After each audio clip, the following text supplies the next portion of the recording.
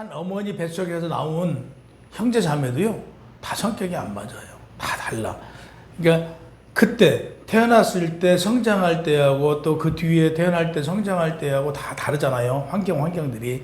또 사회에 나와서 어떻게 살아가냐에 따라서 다 성격도 다르고 어떤 사물을 대하고 어떤 일을 대하면서 그 해결하는 방법도 다 달라요. 근데 이런 게 융합할 수 있는 건 서로 형제 자매니까 이해하고 용서하니까 그게 형제 자매가 되는 거예요. 이걸 시시콜콜 하나하나 따지고 이걸 문제를 삼으면 어떻게 내 마음에 쏙 드는 사람이 이 세상에 단 한 명이라도 있을까요? 아마 자식들도 부모의 마음에 쏙 들지 않을 거예요. 우리가 이해하고 사랑으로 용서하고 또 사랑하니까 이해하고 용서하니까 관계성이 유지되는 것이죠. 그래서 용서하고 또 용서하고 용서해라 라는 얘기예요. 그게 주님의 말씀이에요. 마태복음 6장 14절에 15절을 너희가 사람의 잘못을 용서하면 너희 하늘 아버지께서도 너희 잘못을 용서하려니와 너희가 사람의 잘못을 용서하지 아니하면 너희 잘못을 용서받지 못한다라고 그랬어요. 그러니까 우리가 생명이 붙어 있는 동안 죄로부터 아무도 자유로울 수 없어요. 우리는 죄와 늘 가까이 지내기 때문에 여차하면 죄로 인해 넘어질 수밖에 없어요. 근데 우리는 죽을 때까지 그 죄와 함께할 수밖에 없어요. 그렇기 때문에 사람은 죄로부터 온전할 수 없다. 죄로부터 벗어날 수 없다. 근데 그 죄를 우리는 용서하고 또 용서하고 또 용서해 줘야 된다. 이런 말씀이에요.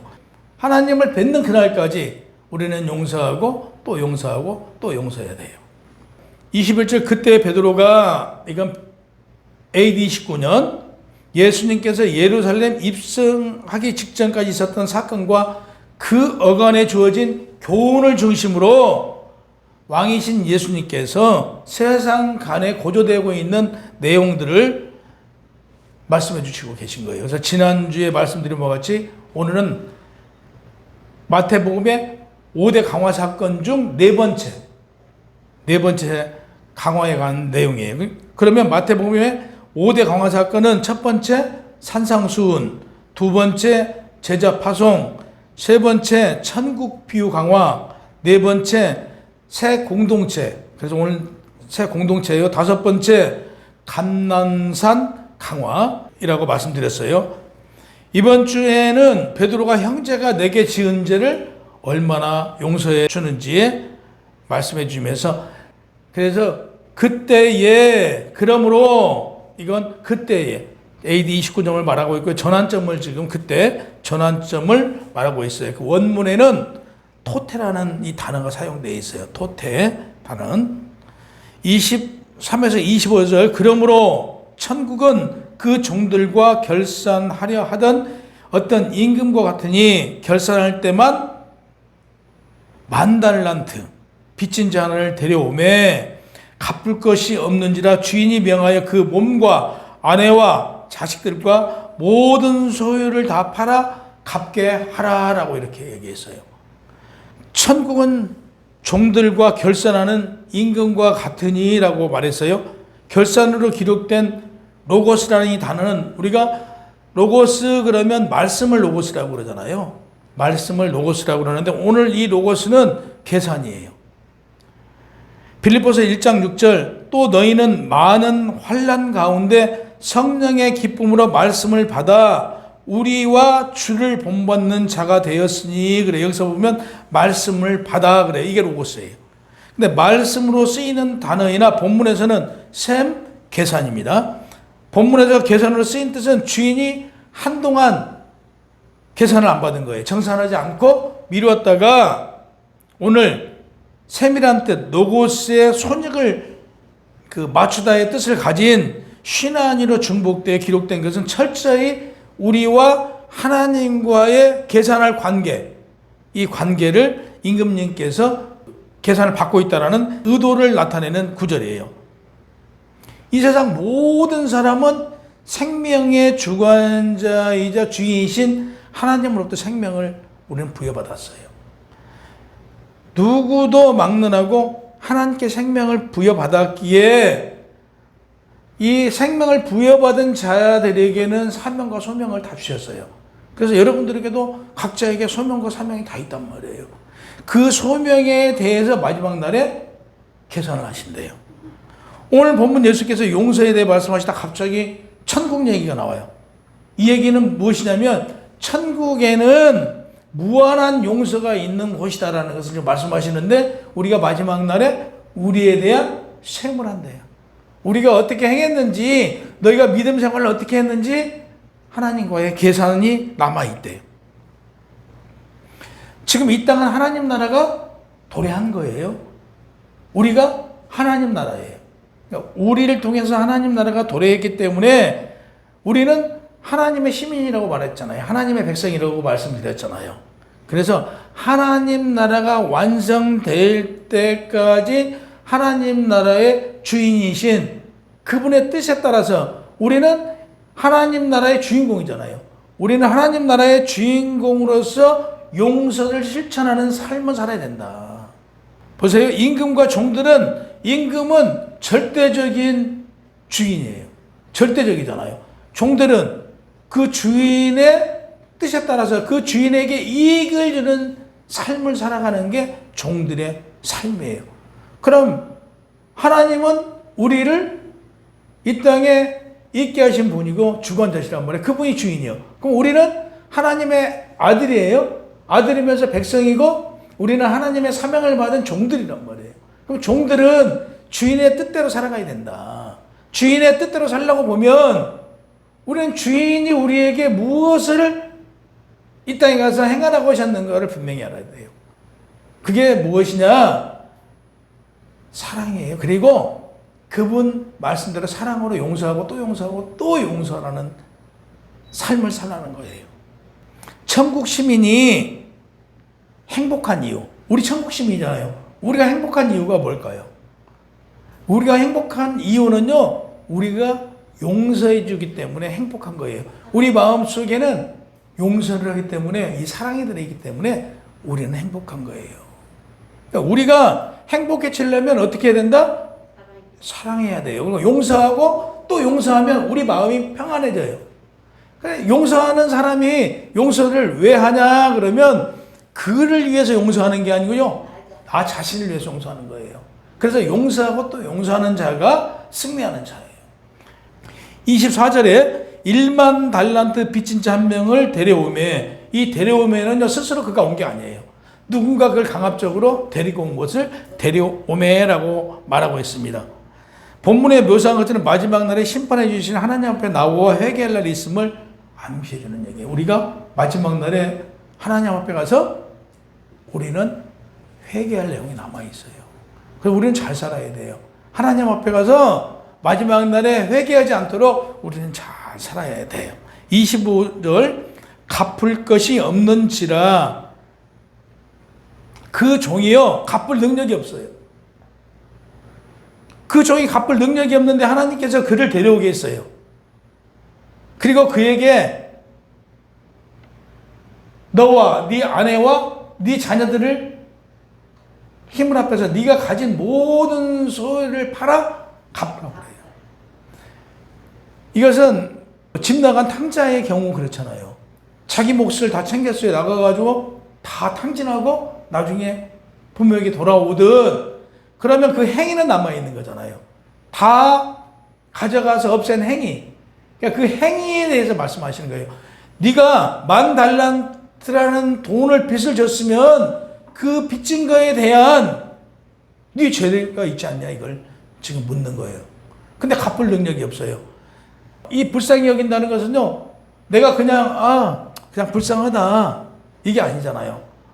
정말 얼마나 안쓰럽고 그를 생각했을 때 마음이 너무 내 뼈를 깎는 그런 마음으로 그의 빚을 탕감해줬단 말이에요. 이게 무슨 얘기냐면 우리 죄를 예수님께서 어떻게 탕감해 주셨어요?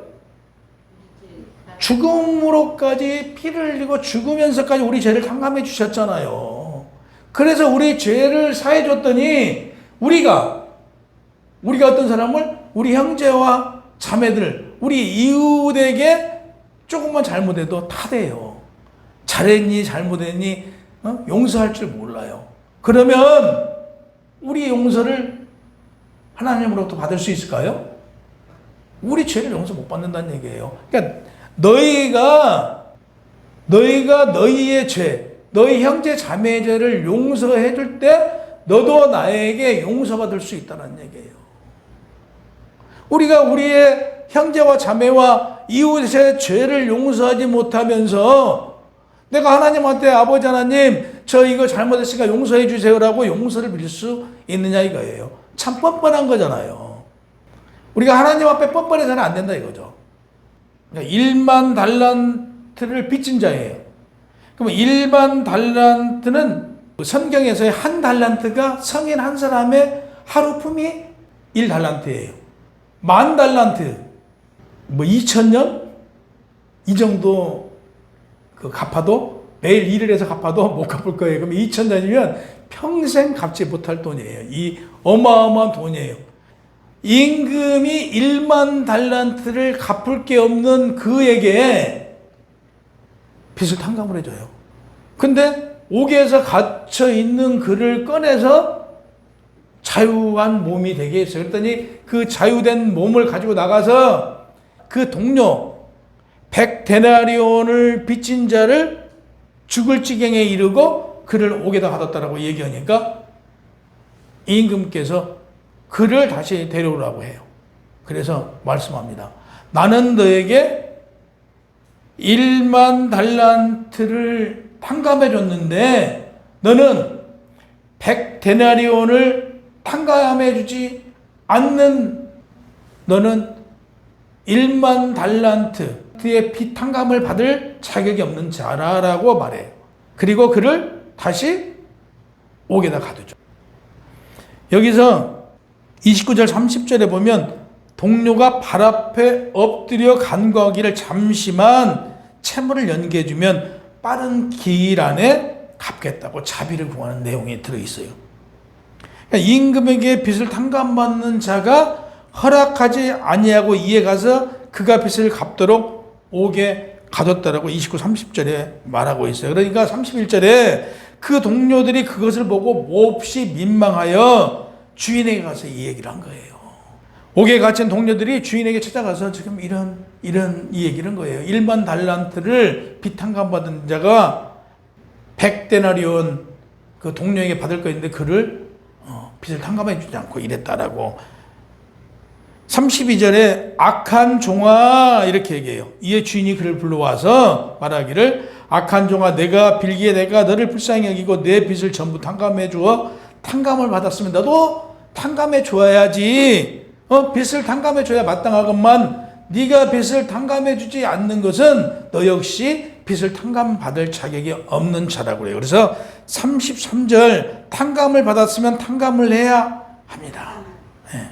그래서 탕감을 안 해도 되는 것이 아니라 탕감을 받았으면 무조건 탕감해 줘야 돼요. 그래서 우리도 하나님께 용서를 받았기 때문에 우리의 형제, 우리의 자매, 우리의 이웃이 나에게 범죄를 행하였더라도 그 죄를 용서하고 또 용서하고 또 용서해야 돼. 무엇으로? 사랑으로, 불쌍한 마음으로. 그가 진정으로 불쌍한 마음이 들어 그를 용서할 수 있는 그런 마음이 들어야 돼요. 그래서 우리는 용서하고 또 용서할 수 있어야 돼요. 그래서 34절 주인이 노하여 그 빚을 다 갚도록 했어요. 얼마나 주인이 화가 났으면 그 1만 달란트 빚을 다시 갚으라고 그랬어요. 그가 돈을 다 갚을 때까지 옥에서 나오지 못하도록 옥에다 가둔 거예요. 배은망덕한 자죠. 영원한 형벌에 처해졌음을 말합니다. 저를 옥졸에게 붙이니라. 옥졸에 해당하는 바사니타이스라는 이 단어는요, 원형 바사니스트라는 단어인데 괴롭게 하는 사람, 고문하는 자를 가리키는데요. 동사 바사니조에서 유래되어 리조, 육체적 질병을 고쳐주는 고통뿐만 아니라 해산의 고통이나 심각한 정신의 고통을 나타내는 데 쓰인 단어예요. 그러니까 옥에 갇힌 자의 고통이 얼마나 큰가를 말해주고 있어요. 35절 너희가 각각 마음으로부터 형제를 용서하지 아니하면 너희 하늘 아버지께서 너희에게 이같이 하시니라. 형제의 잘못을 형식적으로 용서하는 것은 그 용서가 아니라는 얘기예요. 우리 마음속에서 완전히, 그러니까 용서할 때는요, 우리 마음속에 조금 더 남겨주지 말고 완전히 용서해야 돼요. 우리 대부분 그래요. 이제 사과를 합니다. 잘못해서 미안해. 사과하고 나서 또 시간이 지나면, 아니 그때 또 그랬잖아 네가 하고 되새김질을 해요. 아니 용서했으면 더 이상 생각하지 말고 더 이상 입에 꺼내면 안 돼요. 근데 옛날 얘기를 또 꺼내. 또 몇 년이 지나고 나서 또 사과하고 다시 안기로 했냐 또 그 얘기를 꺼내요. 이것은 용서한 게 아니에요. 이건 싸움보다는 얘기고 진정으로 용서한 것이 아니에요. 그래서 용서할 때는 진정한 의미는 용서뿐만이 아니라 모든 것을 잊어버릴 때, 그에 대한 모든 것이 깨끗하게 내 마음속까지 재어졌을 때 이게 용서한 것이다 라고 말하고 있어요. 그래서 우리는 몇 번씩 용서해요? 영원히. 내가 죽는 날까지 내 주변 사람들이 나에게 잘못을 저질렀어도 용서하고 또 용서해야 돼요.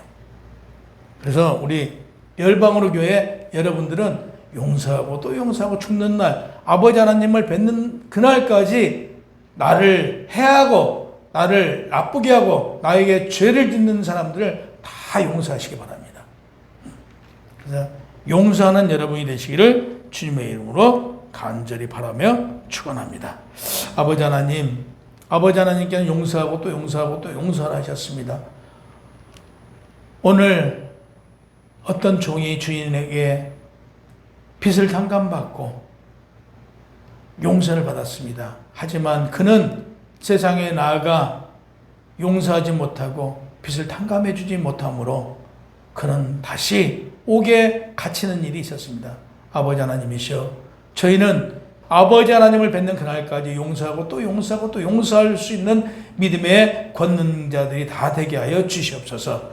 아버지 하나님 사랑으로 용서할 수 있는 믿음을 주실 줄 믿사오고 예수 그리스도 이름으로 기도하옵나이다. 아멘.